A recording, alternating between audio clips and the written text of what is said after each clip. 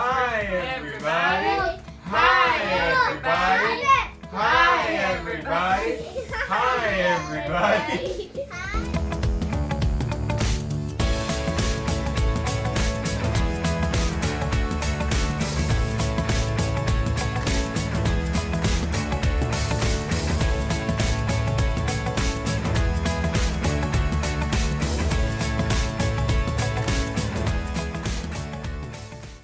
Wondered if it was even going to happen, but it is. Welcome to Season 5.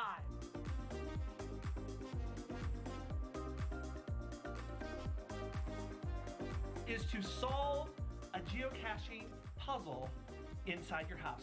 Solve the puzzle. You don't have to go out there and find the geocache, you just have to solve the puzzle.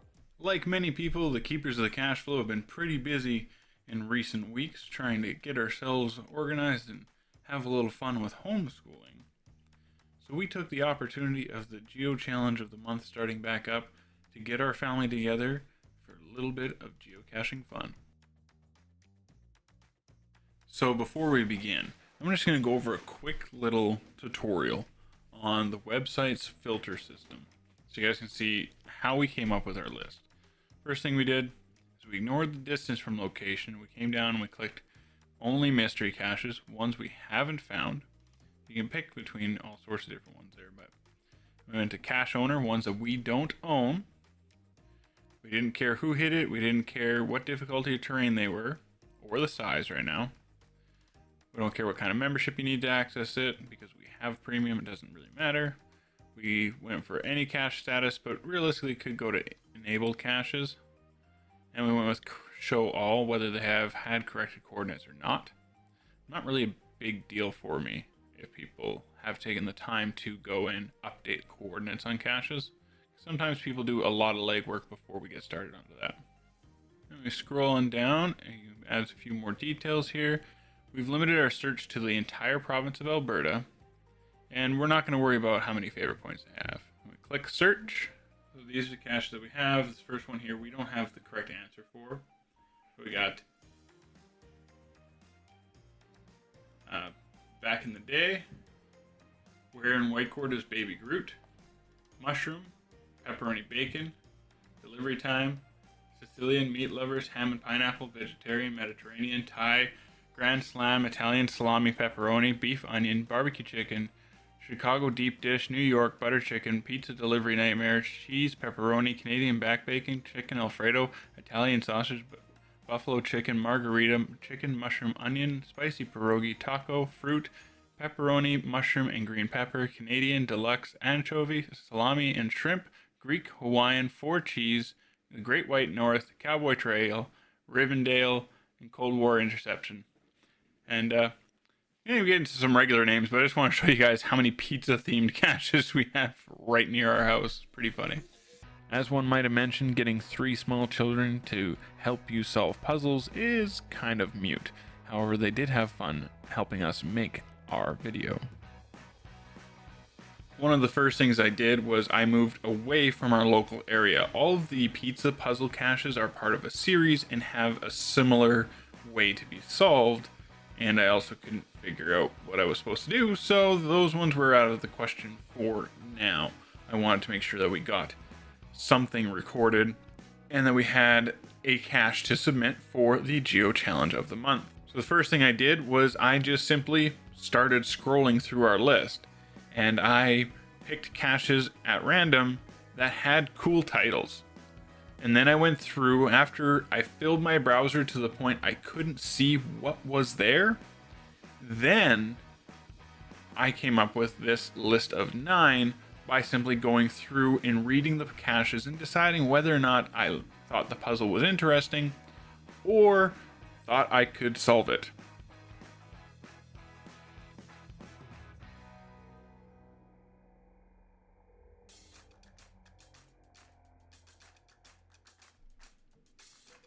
Once we narrowed down our list, we then looked at reaching out to the cache owners about participation in this video. And from there, I'm going to be looking at showing you guys some examples of a different variety of puzzles, as well as a couple little tips I've come up with in my own experiences. Tip number 1 And I actually got this from a gal who was teaching me about marketing at the time. We all have white paper. If you want to keep track of something, get sheets of colored paper. This acts as a cue to your brain, and what you do is you say, hey, I'm going to write puzzle A on pink paper, or I'm going to solve all these puzzles on pink paper. So when you stick them into your geocaching collection of paperwork, you know that when you want to come back to these puzzle caches, if you didn't finish them, you're looking for pink paper. It's a lot easier to remember that than which part of your binder you stuck it in. Or if you're like me and you just have everything sitting on your desk, I'm looking for pink paper in this pile of crap. If you're looking to get serious about puzzle caching, like most geovloggers, I'm going to suggest to you, you guys go find this book, the How to Puzzle Cache book. I believe this is the original version. There's a second edition out now. As you can imagine, with ever-changing technology, there's ever-changing opportunities to create unique puzzles for geocaching. This book is awesome. And from the minute I picked it up, I was pleasantly surprised by how many things people have made into puzzle caches. Some of them are so simple, and others are so complicated. And then there's the people who took these puzzles and then created ways to make them easier for other people to solve. And that's pretty cool too. One of the caches on my list, I wasn't able to hear back from the cache owner before I did this final recording and stuff, but I did still want to talk about the cache. Simply because it's actually the only one we solved on this list at this time. That geocache was interesting in that it tricked me. I read it, it was a simple description, and it seemed like I knew exactly what we needed to do. But as soon as I tested my theory, I was wrong. So going through the book, I was able to pick out different styles of puzzle caches that involved the information I knew I needed, but showed me how to apply it in different ways. From there, I found a tool that you can download to your PC to solve certain types of puzzle caches. And that was really cool to discover. And it's given me some fun ideas as to how I might apply that to future puzzle caches that I put out. Once we got down to which caches we were going to solve, the next thing I did was decide what order to solve them in. And for us, what I did was sorted them out by the one that had been loneliest the longest to the most recently found.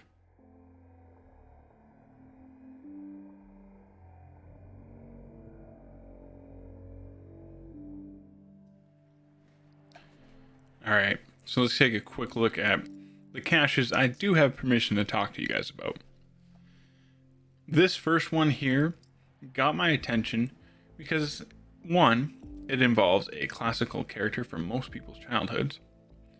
Two, it involves a poem. And from reading the rest of the page, we know that somehow in this poem, we have been given the northern coordinates for this puzzle cache. I've seen a variety of different takes on poem and song puzzle caches, so I wanted to make sure I got at least one of those in to show you guys today. This next one here has nothing to do with why I picked it, but I used to live in Morinville, so that's kind of cool. This one here has all these really cool symbols here, and we can look up online or in books like the one I showed you earlier what these could possibly mean to discern the information that we need to find the final cache. Some of these types of puzzles involving pictures or ciphers of some kind will provide somewhere in the page a code word necessary to solve the puzzle in its entirety. This could be anything from the cache owner's name to the cache's GC code to a word they just seem to be using a lot within the page. This is the only cache here from our local area. I cut off some of the description so you guys can't just go ahead and solve it all on your own. But beyond having a word math problem involved with a bunch of different bits of information telling a larger story that you have to piece together, this cache also has provided information. It has a picture of a puzzle as well as an answer key to help you solve what it is that the coordinates are for the final location. You can see such things when they're added to a cache page by the CO just above the number of logged visits on a cache page. These are usually in picture format, but it's easy enough to bring them up on your computer and print them off if you need those reference materials for solving it, or perhaps you need to take them to a location to get a final image.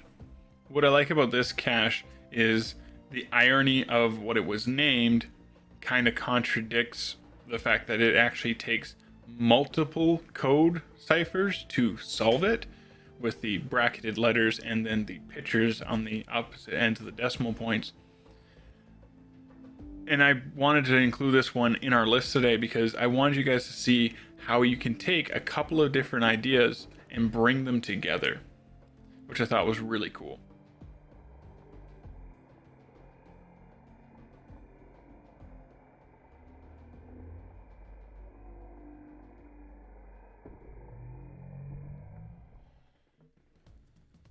Some of the other caches that made it to our final list involved complex three-dimensional shapes and discerning what the names meant for how many sides, how many edges, that kind of thing, and using those to come up with numbers towards your coordinates for the final of a cache, and the good old-fashioned code wheel.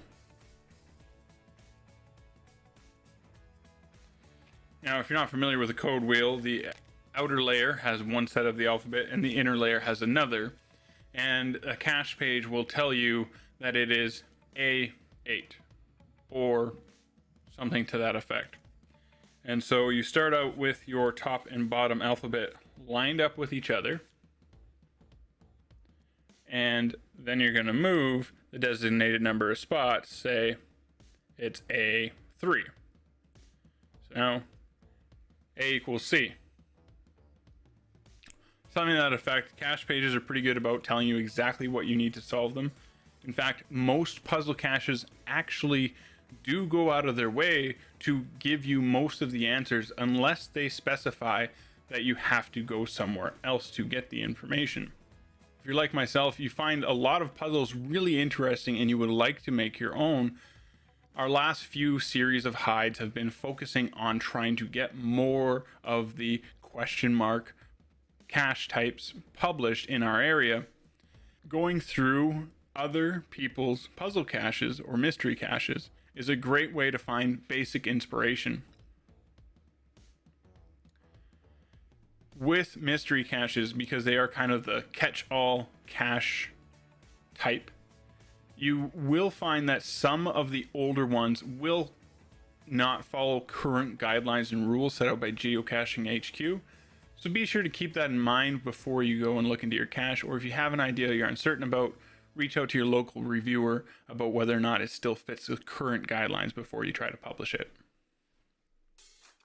Well, I'm on my third shirt, so hopefully you guys have enjoyed today's episode as an introduction to both different types of ways to use the search engine on geocaching.com's website, as well as a good introduction into the potential variety within the mystery cache classification.